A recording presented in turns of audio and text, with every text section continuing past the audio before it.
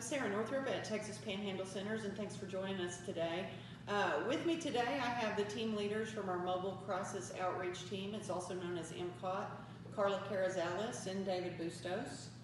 And when we were talking last week about the signs of suicide and who to call and what to do, we did mention our crisis hotline number, which is 806-359-6699.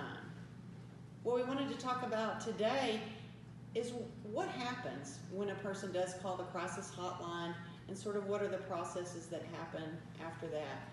We felt like the best people to answer those questions were our crisis team. So Carla, if I'm a person that calls the crisis hotline and I'm in distress and maybe having some thoughts about suicide or killing myself, who's going to be on the other end of that call?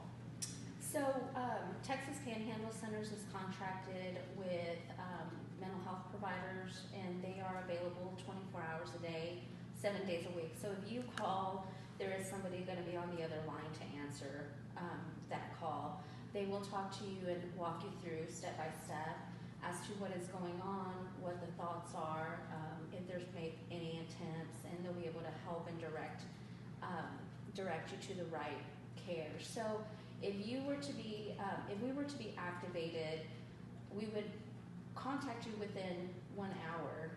And so that's a requirement that you respond within 60 minutes of the initial call. Yes, that's correct. So we try to respond just to try to alleviate and provide support to that individual that has the suicidal thoughts. So we try to intervene by providing support to the client. We talk about the thoughts, and we talk about how to keep this client safe or the individual safe.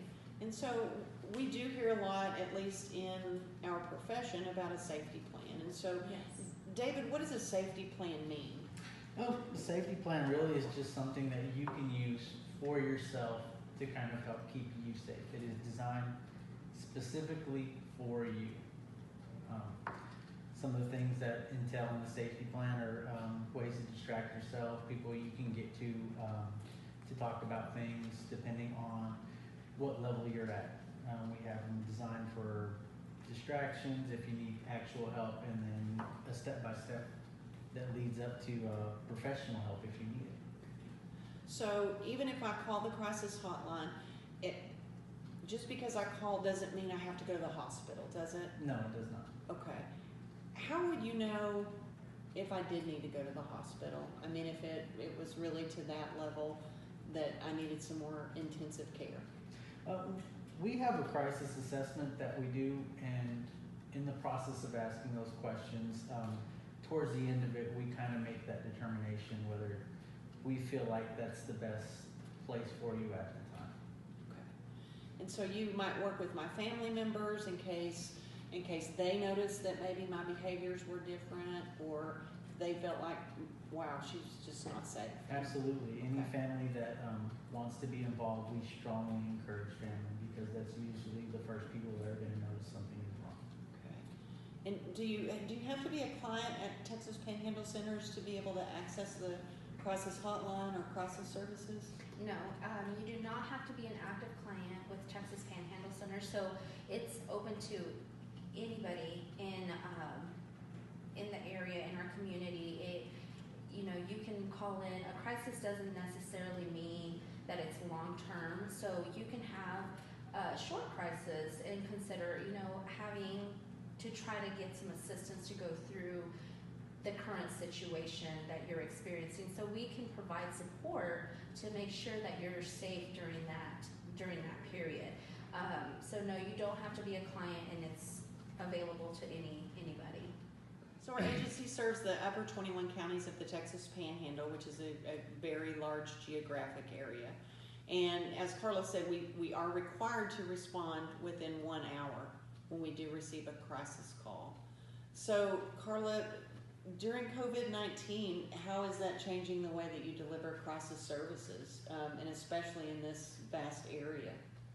So the services that we're delivering, they're still available to the individuals.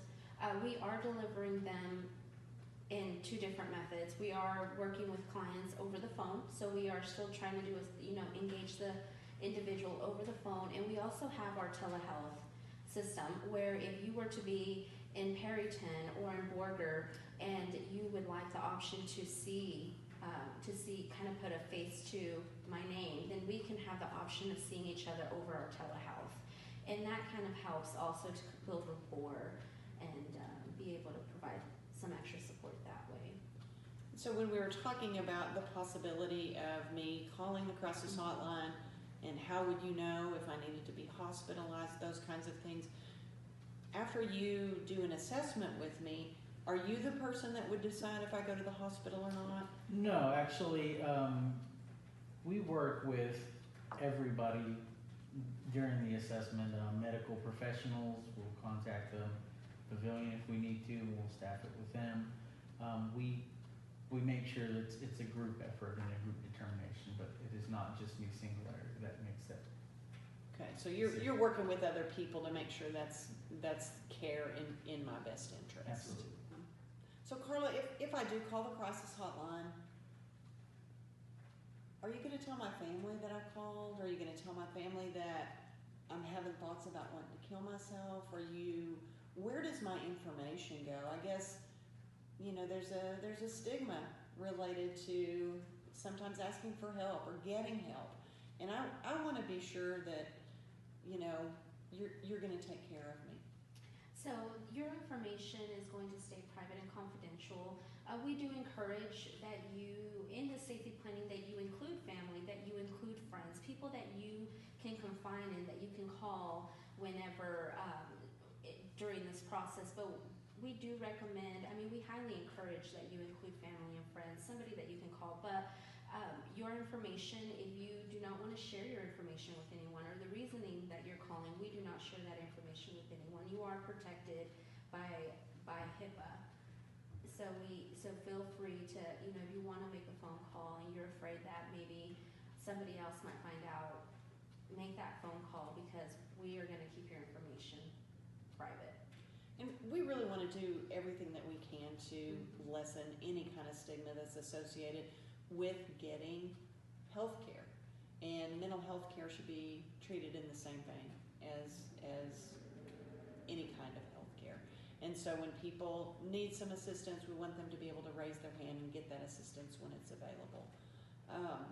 You guys do a great job in our crisis services, and it really takes everyone in our agency to make sure people are safe and that we're working together to do that. So thank you for your time today. I appreciate it.